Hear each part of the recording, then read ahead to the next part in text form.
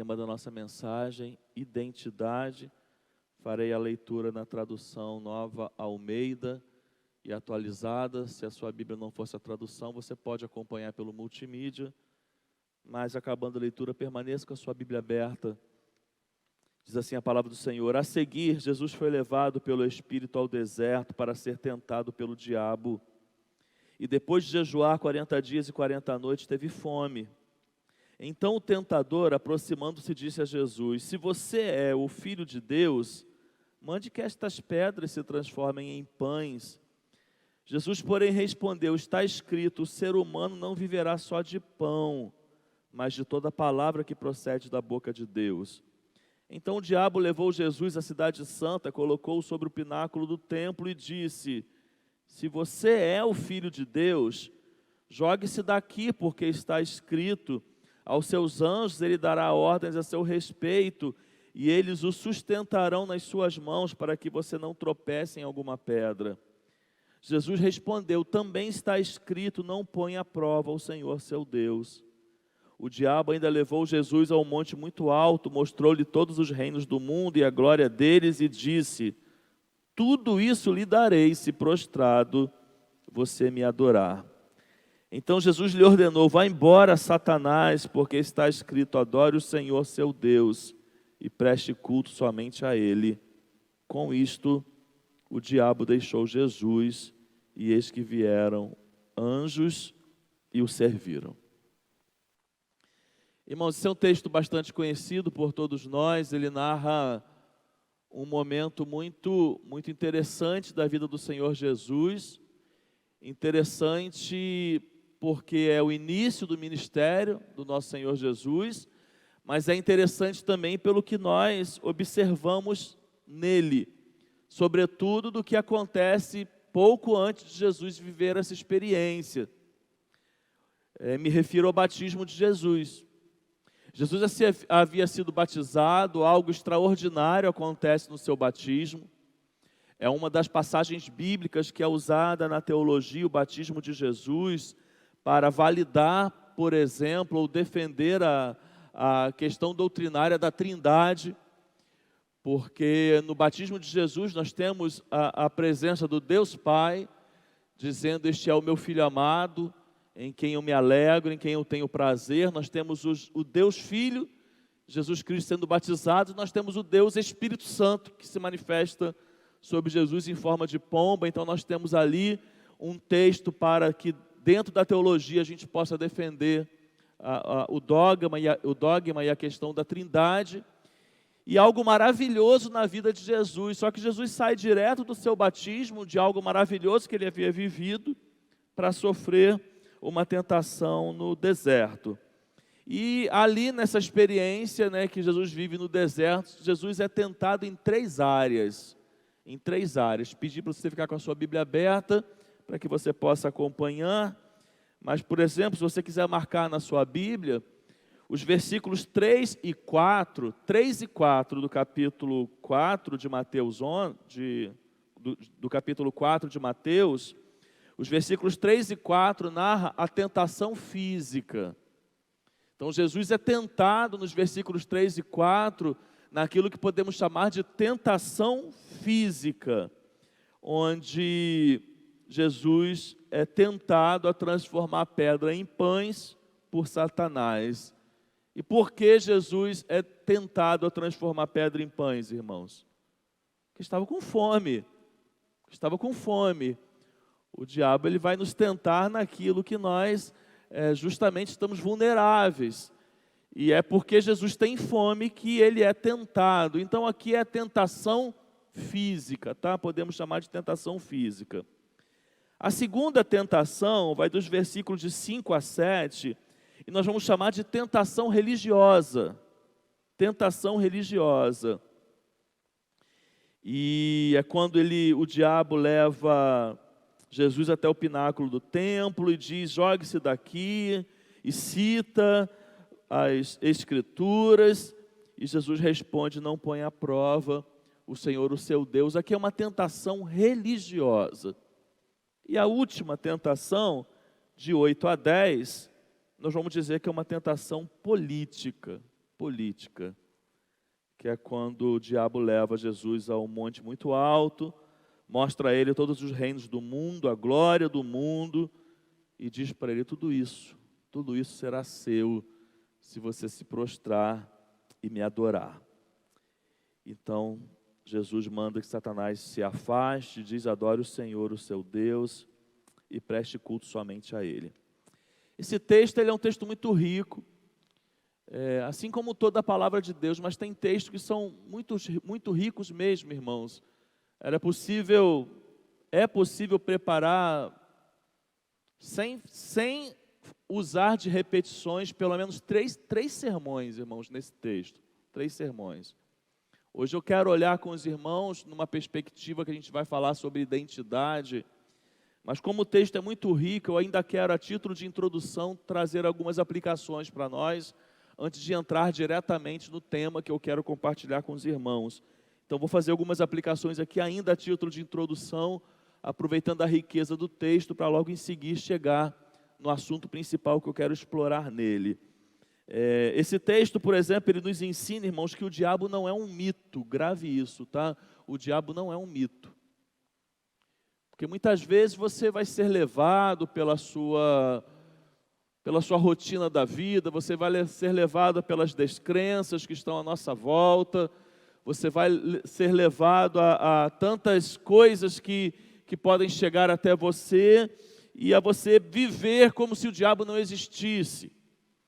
Ou você pode, em algum momento na sua vida cristã, viver não se preocupando com essa questão de reino espiritual, essa questão de reino da luz, reino das trevas. Mas nós precisamos ficar muito atentos, irmãos, porque o diabo não é um mito. E quando nós olhamos para a palavra de Deus, e nós vemos, sobretudo na vida de alguns personagens, determinadas coisas que acontece porque o diabo trabalhou, trabalha e continuará trabalhando na vida do ser humano.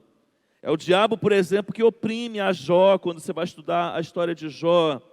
É o diabo que enganou Davi, quando você vai ver a história desse personagem. É o diabo que fez Pedro cair e negar a Jesus. Nada disso que aconteceu na vida de determinados personagens da Bíblia aconteceram simplesmente por acontecer. Aconteceram porque há um rei das trevas, né, como nós chamamos, um anjo caído, perverso, maligno, assassino, ladrão, mentiroso, o Deus deste século, o príncipe da potestade do ar. Esse é o diabo, ele não é um mito, ele existe. Então viva a sua vida, logicamente, confiado sobretudo em Deus, mas sabendo que o diabo não é um mito. Outra coisa interessante, ainda a título de introdução desse texto, é que, segundo o que nós aprendemos aqui, não há um intervalo entre a unção e a prova. Não necessariamente há um intervalo, perceberam isso? Entre a unção e a prova. O momento do batismo era o que para Jesus? Um momento de unção, um momento de glória. E logo ao viver esse momento, foi para o deserto ser tentado. Não há intervalo, irmãos, muitas vezes. Jesus saiu de um ambiente do céu, podemos assim dizer, para ser tentado pelo diabo. Nossos cultos, por mais que a gente cante, derrama a tua glória, e por mais que eles sejam cheios da glória de Deus, não nos livra da tentação ao sairmos daqui. Você pode, ainda aqui dentro, ser tentado e continuar sendo tentado ao sair daqui, porque muitas vezes não há intervalo, irmãos, entre a unção e a prova. Esse texto nos ensina isso. Mas esse texto, sobretudo, nos ensina também que Jesus foi tentado para poder nos socorrer quando nós somos tentados. Ele venceu a tentação e é Ele que nos assiste para que possamos vencer. Porque poderíamos perguntar, qual a necessidade de Jesus Cristo ser tentado? Poderíamos fazer essa pergunta diante desse texto, não é verdade? Qual é a necessidade de Jesus ser tentado? Qual é o propósito de Deus ao levar e permitir que Jesus saísse do batismo e fosse tentado? Para que Ele possa nos socorrer quando nós somos tentados. E para que Ele possa nos assistir, para que nós também possamos vencer as tentações, tal como Ele venceu. Ou seja, como eu disse, eu poderia pregar apenas nesses tópicos que falei a título de introdução, e poderíamos ter outros, mas eu quero olhar para esse texto nesta manhã e pensar com os irmãos sobre identidade.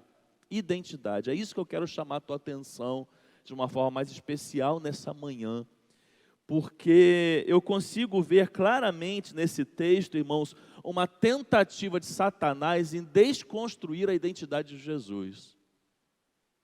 Há uma tentativa do diabo em desconstruir a identidade de Jesus. E eu quero chamar a sua atenção por isso. E quero nesse momento te convidar a olhar para Mateus capítulo 3, 16 e 17, que vai aparecer no nosso multimídia, que é o momento que narra o batismo de Jesus, e eu destaquei ali em negrito palavras de Deus Pai em relação a Jesus Cristo Filho. E diz assim, olha, depois de batizado, Jesus logo saiu da água, e eis que os céus se abriram, e ele viu o Espírito de Deus descendo como pomba, vindo sobre ele, e eis que uma voz dos céus dizia, este é meu Filho amado, em quem me agrado. O que é isso, irmãos? Isso é uma afirmação. Quem está afirmando isso a respeito de Jesus? Deus Pai.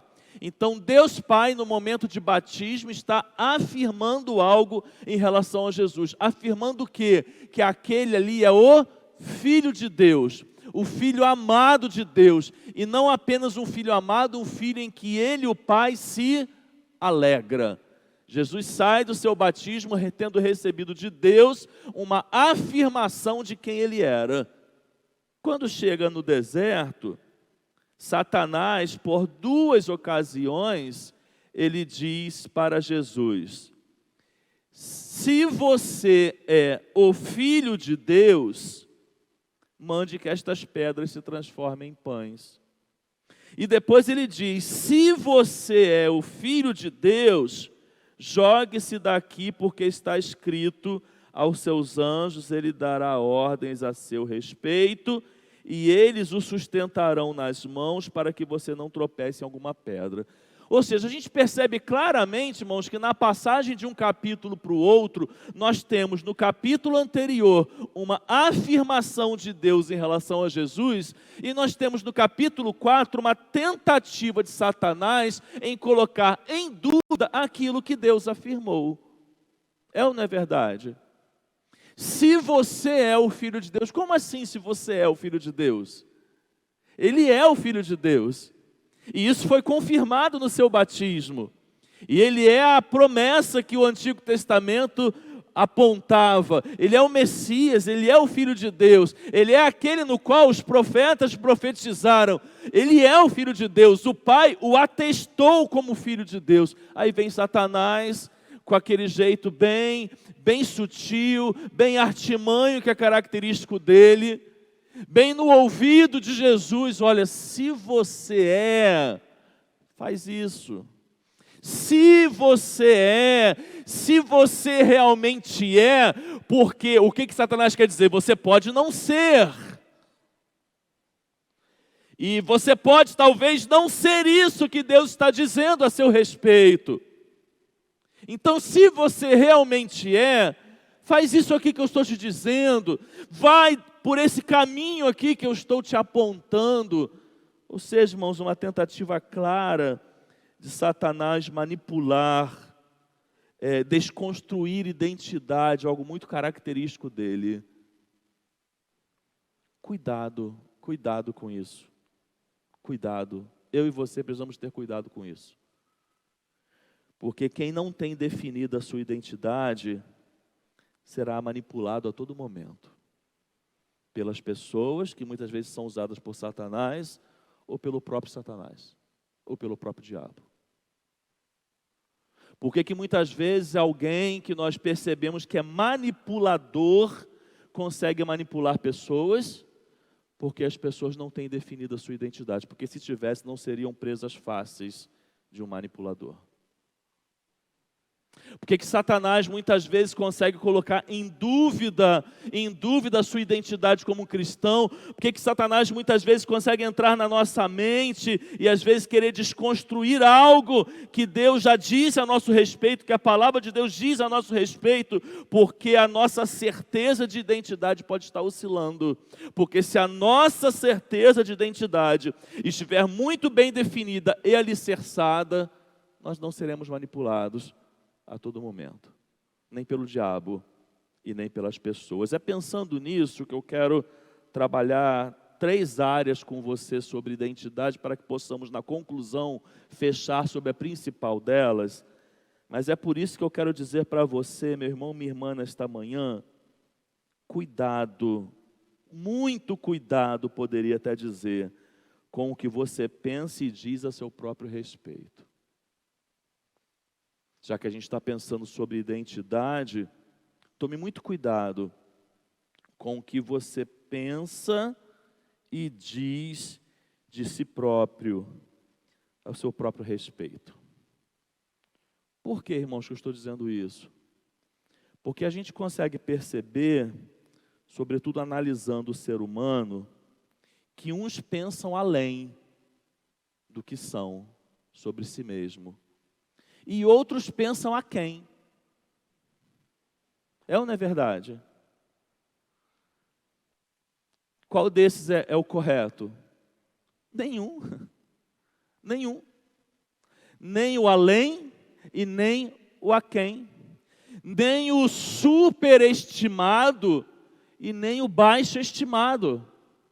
Mas nós percebemos, irmãos, que quando avaliamos o que se pensa sobre si próprio, nós podemos pensar além ou pensar a quem.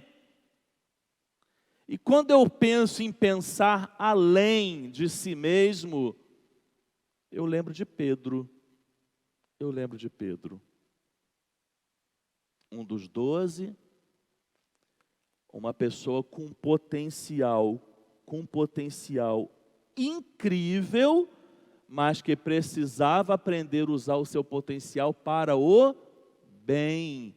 Porque muitas vezes nós temos potencial, nós só não usamos para o bem. E Pedro, ele se encaixa muito com isso aqui, irmãos. Alguém que precisava, e graças a Deus, aprendeu, que é a conclusão que a gente tira quando estuda a vida desse personagem, mas que ele precisava aprender a usar o seu potencial para o bem, porque antes dele amadurecer, ele era alguém que pensava muito além de si mesmo, muito além. Não é o que Lucas 22, de 33 a 34 nos ensina? Porém, Pedro respondeu: estou pronto para ir com o Senhor, tanto para a prisão como para a morte. Mas Jesus lhe disse: eu lhe digo, Pedro, que hoje, antes que o galo cante, você negará 3 vezes que me conhece. Então Pedro, irmãos, ele se encaixa nesse perfil aqui. Pedro era alguém que pensava além sobre si mesmo. Ele era o melhor que os 12. Ele era o melhor que os 12 na sua avaliação. Esses daí podem até fazer isso, eu jamais farei. Eu sou capaz de ser preso por ti, de morrer por ti.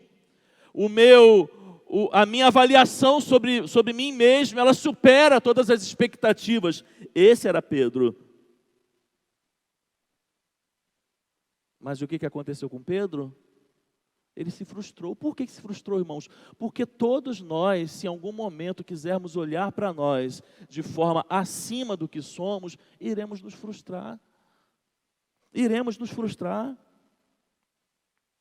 Mas graças a Deus, e isso é louvável, ele negou, ele se arrependeu, ele chorou amargamente, ele pensou em desistir do ministério para o qual o Senhor Jesus havia o chamado, ele foi pescar, vamos dizer assim, voltou a um ofício que havia deixado lá atrás, mas um dia, lá pescando durante a noite, Jesus aparece para ele, pergunta para ele: Pedro, você me ama?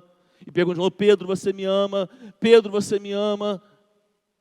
Então apacenta minhas ovelhas. E aí quando a gente vai lá para o livro de Atos, a gente encontra o Pedro que estava usando o seu potencial agora de forma correta, porque havia aprendido a respeito da sua identidade, aprendido a pensar corretamente a seu próprio respeito. Mas quando eu penso em alguém que pensa aquém e não além, eu também encontro um personagem da Bíblia num determinado momento da sua vida. Esse personagem é Elias. É Elias. Quem foi Elias?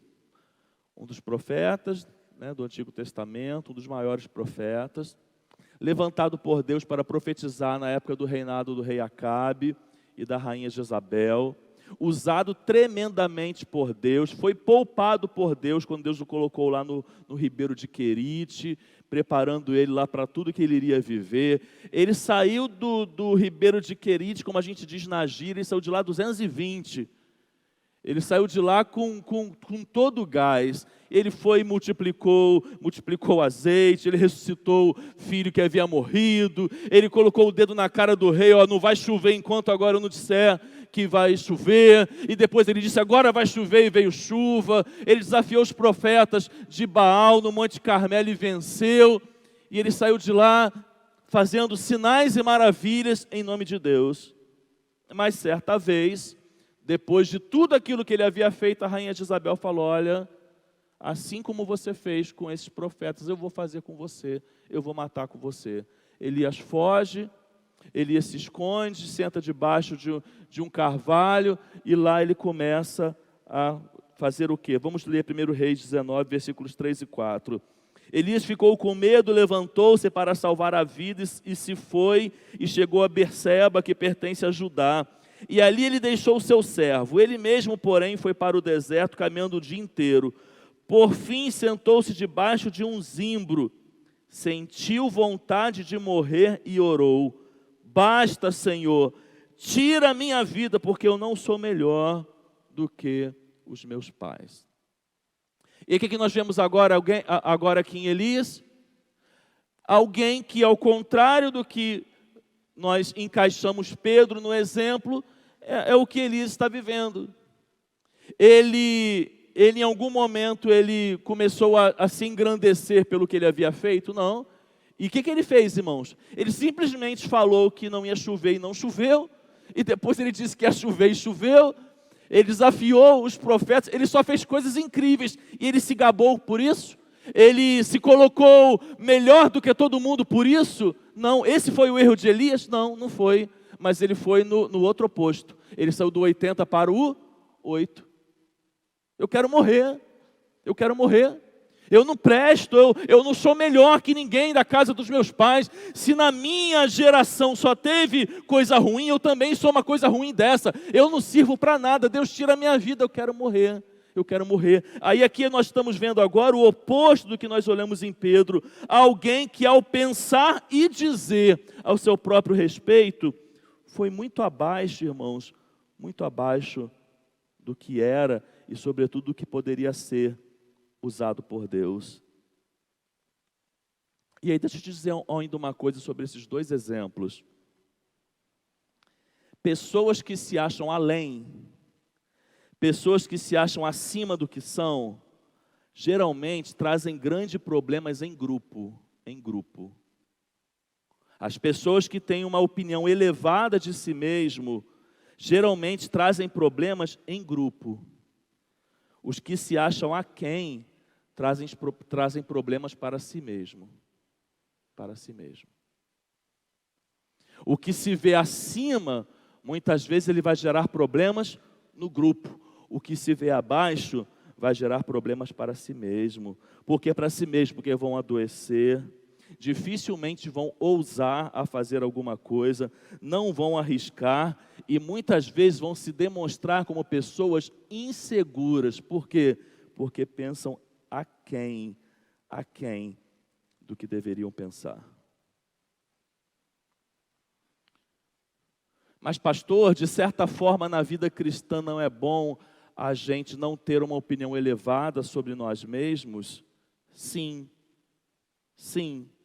desde que essa sua opinião também se permita dizer sim para que Deus te faça ir além. Entende o que eu estou dizendo? Vamos lembrar rapidamente aqui de 2 personagens para ilustrar isso. Gideão é um.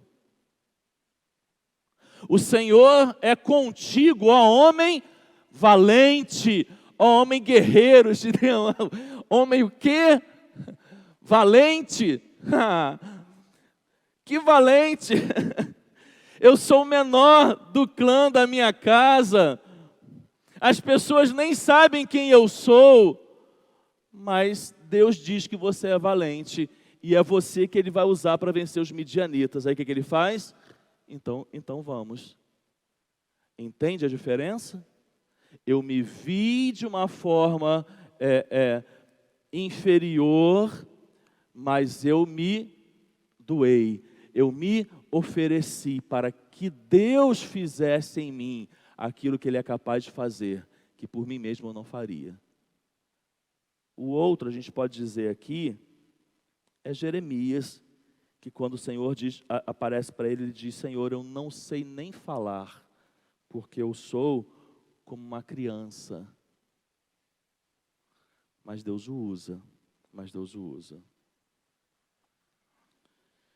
que a gente aprende, irmãos, logicamente, é que nós não devemos nem nos superestimar e também não devemos habitar naquele estágio onde eu só sei olhar a minha incapacidade e nunca estou disposto a viver coisas em Deus, porque estou sempre olhando para mim abaixo do que sou.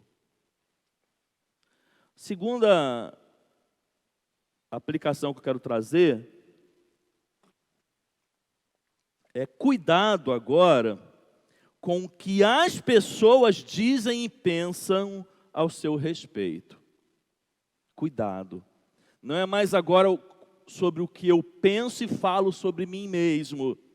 É com o que as pessoas dizem e pensam sobre mim. Dizem e pensam sobre mim. E aí nós podemos também perceber, irmãos, que existem duas formas opostas que as pessoas podem pensar e dizer ao nosso respeito. A primeira é quando elas nos colocam num nível acima do que deveriam nos colocar. A segunda é quando elas nos julgam e nos colocam num nível abaixo do que deveriam nos colocar. Aí nós estamos agora analisando a forma que as pessoas nos olham, pensam e dizem ao nosso respeito. Quando eu penso, irmãos, numa situação onde as pessoas nos colocam numa posição acima do que deveriam nos colocar, eu lembro de um episódio da vida do rei Davi que eu quero compartilhar com vocês, que está lá em 1 Samuel, capítulo 18, versículos de 6 a 9. Preste atenção nesse texto que eu vou explicar o que acontece nele. Vai dizendo assim: e aconteceu que, quando eles estavam voltando para casa, depois de Davi ter matado o filisteu, as mulheres de todas as cidades de Israel saíram ao encontro do rei Saul, cantando e dançando com tamborins, com alegria e com instrumentos musicais. As mulheres se alegravam e, cantando alternadamente, diziam: Saul matou os seus milhares, porém Davi matou os seus 10 milhares. Saul se indignou muito, pois estas palavras lhe desagradaram em extremo. Ele disse: para Davi elas deram 10 milhares, mas para mim apenas milhares. Na verdade, o que lhe falta a não ser o reino? Daquele dia em diante, Saul não via Davi com os bons olhos. Deixa eu explicar esse texto. Davi havia voltado de uma batalha contra os filisteus, tinha feito grandes estragos, matado muitos inimigos, e quando ele chegou acompanhado de Saul, o rei era Saul, não era Davi, as mulheres de todas as cidades do reino, vai dizendo assim, se juntou aquela multidão para receber o rei Saul e Davi. Aí no meio da multidão veio uma musiquinha, e a musiquinha era, ó, Saul matou milhares, mas Davi matou dezenas de milhares. Em outras palavras, Saul fez um pouco, mas Davi fez muito mais. Saul, ele é bom, mas Davi é excelente. Foi isso que aconteceu ali naquele momento. No primeiro momento, numa primeira leitura, a gente pode até não olhar para o que eu quero dizer para vocês, mas cabe também isso aqui. Todo o povo de Israel, irmãos, todo o povo de Israel, ele era ensinado desde pequeno que todas as conquistas que eles tinham era dado pelo rei, pelo Deus de Israel, por Javé, por Iavé, é o Deus de Israel. Então quem abençoava o povo era o Deus de Israel. Tudo que eles conquistaram pelo Deus de Israel. Se houve vitória contra o inimigo, quem concedeu vitória foi o Deus de Israel. Quando Davi vem de uma guerra e junta essa multidão e fica ali engrandecendo Davi, esse engrandecimento aqui, irmãos, ele beira a idolatria. Ele começa a romper o nível da honra, entendem o que eu quero dizer? Ele começa a romper o nível da honra, porque nós podemos sim honrar a quem fez, ainda que tenha feito em nome de Deus, ou faça em nome de Deus. A palavra de Deus também nos ensina a quem honra. O problema não é você dar honra, o problema é você perder o nível entre a honra e a idolatria. E essa atitude aqui das mulheres, ela beira a idolatria. Elas pegam Davi e colocam Davi num estágio muito além, como se a vitória não fosse mais Deus que deu, não fosse mais o Deus de Israel que concedeu vitória. A vitória foi por causa de Davi. O resultado foi por causa de Davi. Isso só foi possível por causa de Davi. Isso só aconteceu por causa de Davi. Nós só estamos vivendo isso por causa de Davi. Não tem como afirmar. Mas talvez, irmãos, esse enchimento do ego tenha sido um dos principais motivadores para que lá na frente Davi pecasse. Porque muitas vezes, irmãos, é o nosso ego, é a nossa soberba que precede a nossa queda. Então, pensando em identidade, cuidado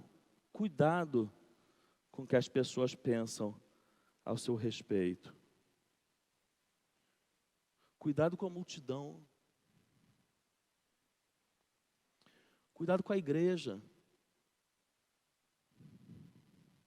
Você pode fazer algo muito bem na vida da igreja, na vida do reino de Deus.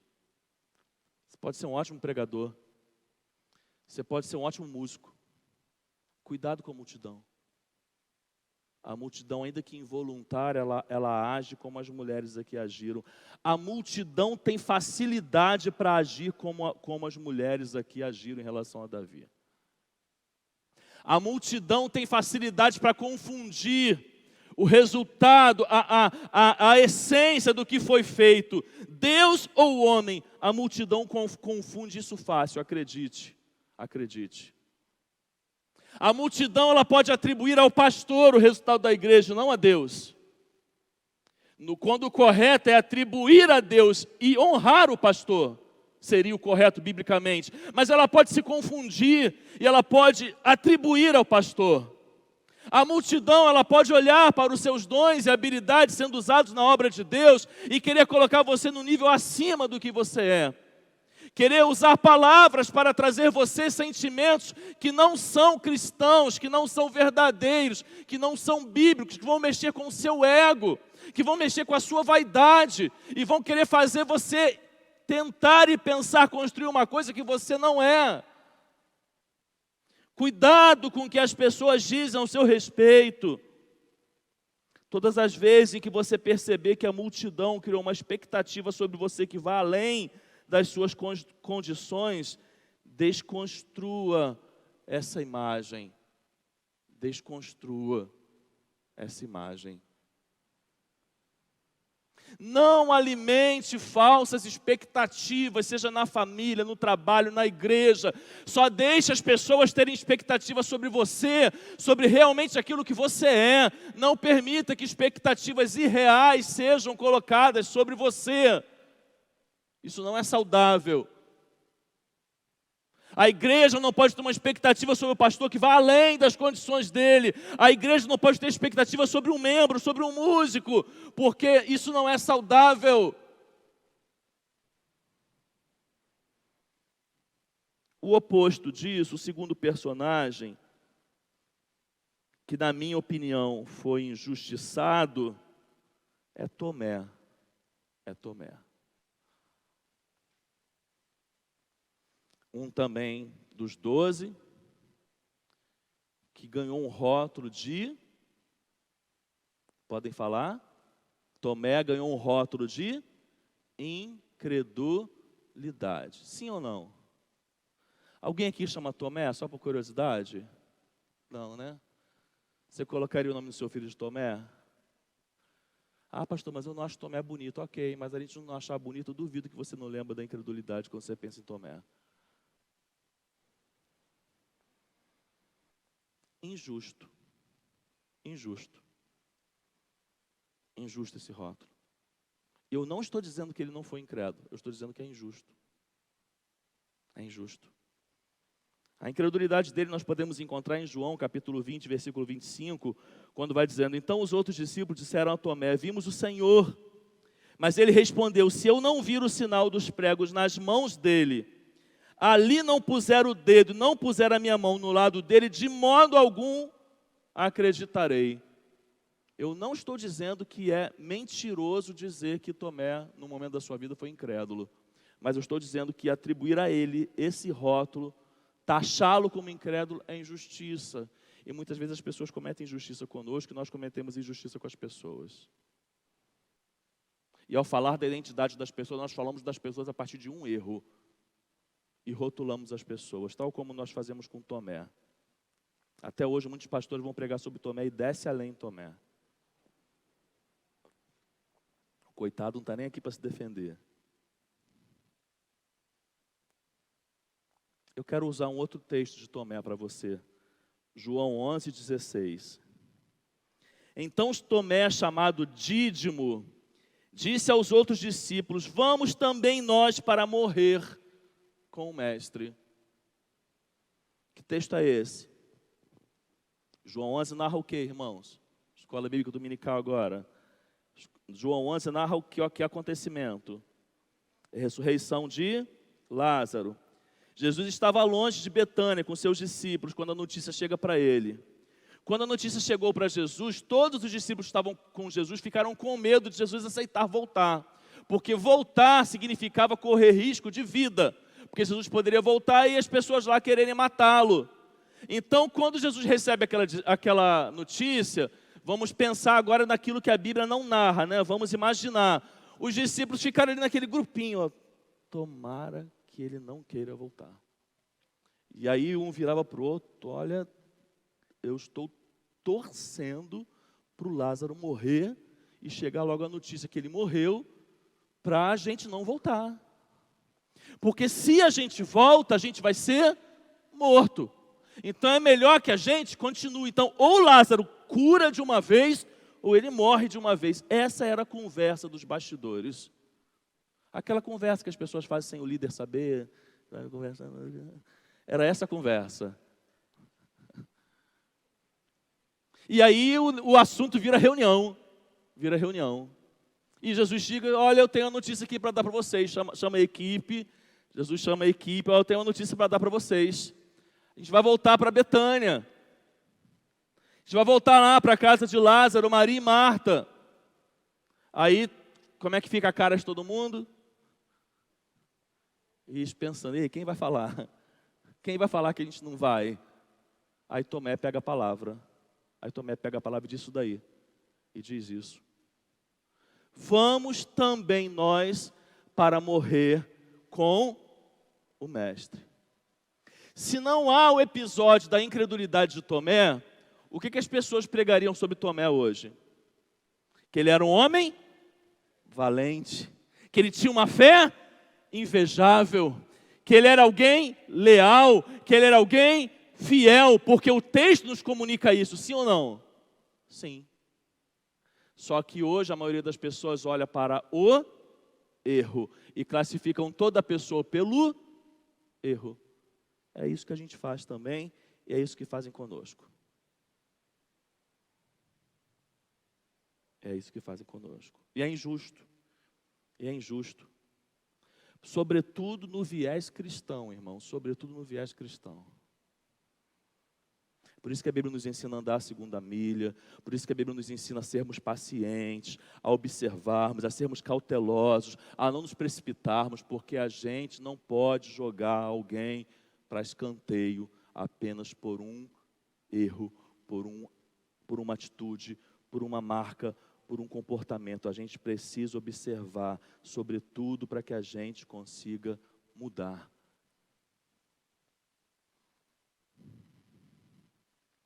Um outro exemplo que caberia muito bem aqui é João Marcos, não é verdade?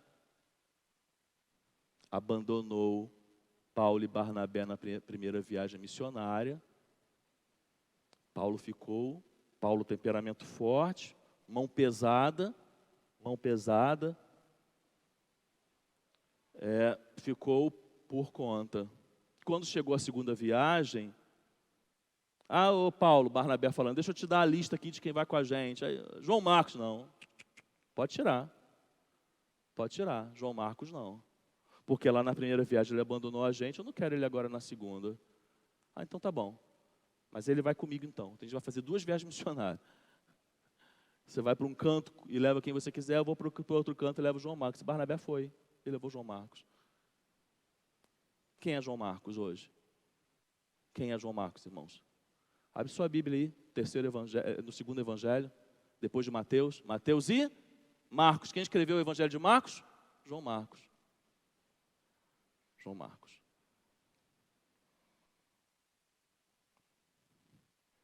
Terceiro lugar,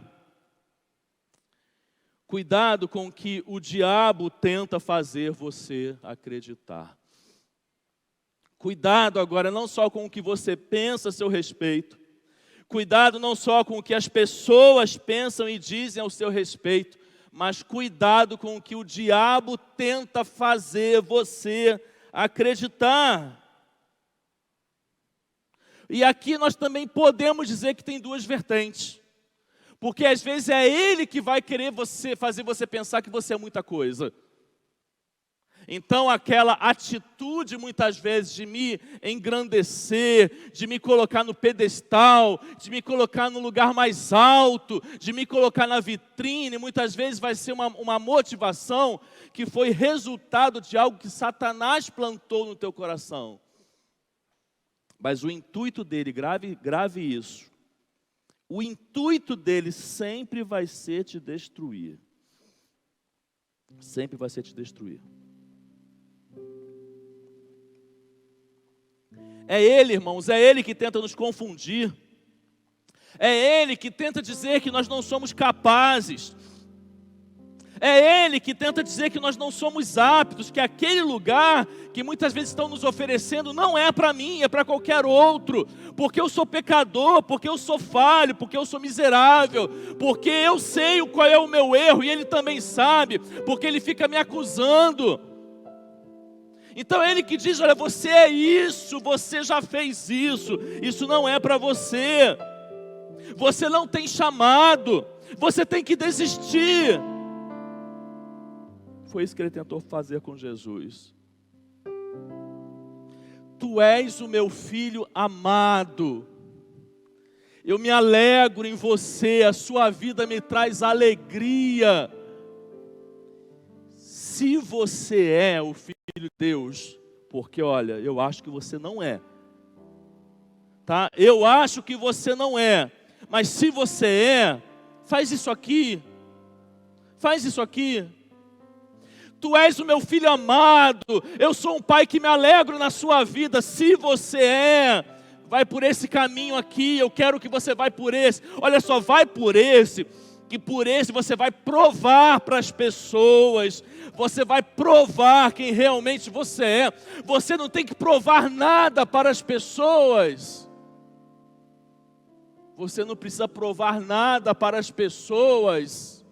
Quem conhece o seu coração é o Senhor. Não pense que você tem que viver uma vida querendo provar alguma coisa para alguém. Você não tem que provar nada para ninguém. Nada para ninguém. Está vendo só, Pedro, quem realmente você é? Você é um traidor. Você deixou Jesus, Pedro, no momento que ele mais precisava. Você andou perto dele 3 anos, mas quando ele foi preso, você andou distante e negou. Aqui, vai pescar. Você nunca foi capaz de ser apóstolo, você é só um pescador. Vai pescar. Aí Pedro foi pescar. E o que estava muitas vezes, interpreto eu na cabeça de Pedro, meu negócio é pesca mesmo. Eu sou pescador mesmo. Pesca nada. Pesca nada, não consegue pescar nada. Até que vem a ordem de Jesus. E Jesus vai para lá, para a beira da praia, faz um churrasco de peixe, e vem para o social, e vem para a comunhão. E aí depois que eles comeram, deram risadas, restauraram aquele relacionamento quebrado, resgataram aquela má impressão que ficou. Jesus chegou, fez o peixe, conversaram, estiveram juntos. E no final da noite, na hora de ir embora, Jesus vira para Pedro e: você me ama, Pedro, de forma incondicional? Seu amor é ágape? Não, Senhor, não é. Você me ama, Pedro, de forma incondicional, daquele jeito que disse que morreria por mim? Não, Senhor, não é desse jeito. Ah, Pedro, então você me ama com amor que realmente coloca você no seu lugar. É esse amor. Então cuide das minhas ovelhas. Seja útil no meu reino, porque agora você entendeu que você não é nem muito nem pouco, você é aquilo que eu preciso que você seja. Aí Pedro, lá no livro de Atos, prega e 3.000 pessoas se convertem. Aí depois ele prega e 5.000 pessoas se convertem. Ele vai levando evangelho, e pregando o evangelho, sendo líder da igreja, porque ele aprendeu aquilo que eu e você precisamos aprender. Qual é o nosso lugar, qual é o nosso papel, sobretudo na obra de Deus. Finaliza essa pergunta perguntando para você: qual é a nossa identidade então, meu irmão? Quem nós somos, afinal? Quem sou eu? Quem é o pastor Ismael? Quem é o Heron? Quem é a Lívia? Quem é o Berg? Quem é o Caleb? Quem é você? Quem é você? Vamos voltar ao texto para a gente fechar a palavra com essa resposta. Fique de pé, por favor.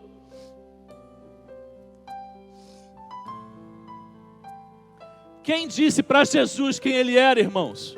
Quem disse para Jesus? O Pai, Deus. Quem diz para mim e para você quem nós somos? O Pai. E hoje Ele diz isso para nós através do quê? Através da sua palavra, através das Escrituras, através da Bíblia. Você quer encontrar a resposta de quem é você? Vai buscar essa resposta na Bíblia. Você sabe o que a Bíblia é para nós? Ela é a maior declaração de amor que existe. Se você é alguém rejeitado, julgado pelos outros, a Bíblia tem consolo para você. A Bíblia diz tudo a respeito de mim, de você. E eu separei pouquíssimas pouquíssimas coisas para dizer quem eu e você somos, e todas elas da palavra de Deus. Por exemplo, você é obra de Deus, e vai dizendo a palavra de Deus: criou Deus o homem à sua imagem, a imagem de Deus o criou, homem e mulher os criou. Eu quero dizer que você é alguém criado de maneira especial, e o Salmo 139, versículo 14 vai dizendo: eu te louvo, porque me fizeste de modo especial e admirável. Tuas obras são maravilhosas, disso eu tenho plena certeza. Olha só, você é amado por Deus,